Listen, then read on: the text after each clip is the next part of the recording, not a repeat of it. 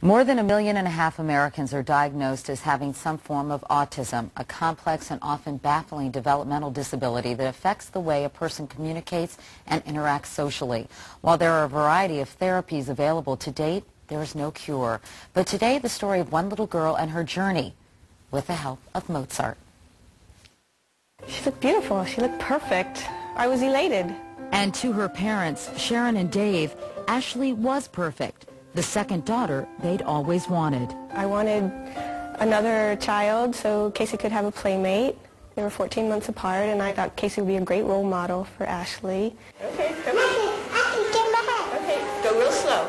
But Ashley had a different idea. At 16 months, she preferred to be left alone. She would tune us out when you called her name. She would just kind of be in her own world. I couldn't imagine that something would be wrong with my child. But there was something wrong with Ashley. After a hearing and speech evaluation, it was determined that while her hearing was fine, her speaking ability at 19 months was the equivalent of a 6-month-old. My heart just sunk. Dr. Chuck Conlon, a neurodevelopmental pediatrician at Children's Hospital in Bethesda, Maryland, examined Ashley. We really look at the hallmark of her social interaction abilities and her communicative abilities. It was a diagnosis of autism spectrum disorder. Autism? Ashley's not autistic. While devastated, Sharon was also determined to find help for her little girl. Happy birthday to Around her second birthday, she started speech and occupational therapy.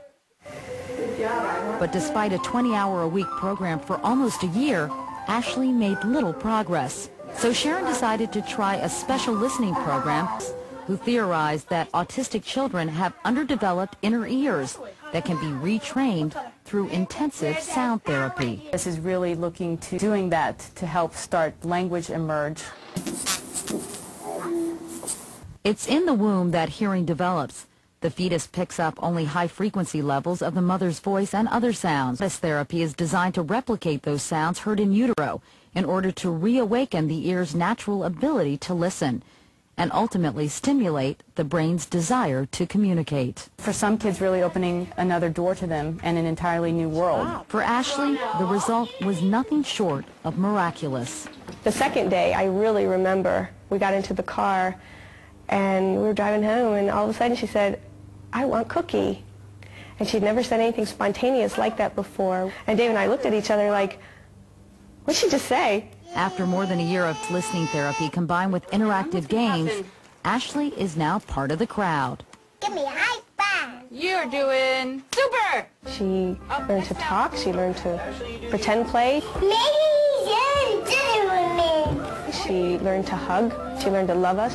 Oh, big hug. This was just that switch. But autism experts caution against false hope.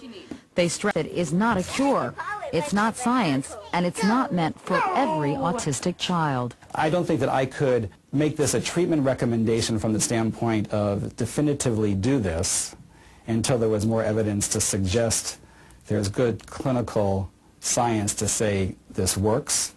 But for Sharon and her husband Dave, this is all the proof they need. I love you, Daddy. Can I have a hug? Sharon Rubin is Ashley's mother. She's been released from all of her therapies. She no longer has speech and occupational therapy. She's been released from the special educator from the county. She's in Montessori, and she's just fallen into place like any other 4-year-old.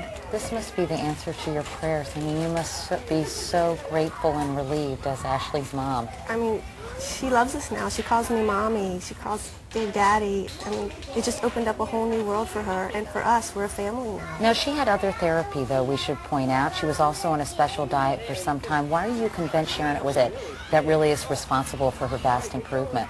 There's not a doubt in my mind. It really gave her that boost that she needed. We had stopped her speech and occupational therapy during those loops and every day we were seeing brand new things emerge from her. She was eating new foods. She was spontaneously talking. I mean, she was hugging us and loving us, and she was just being reborn almost. I mean, it was an amazing process. A book about your journey. What's your one piece of advice to parents?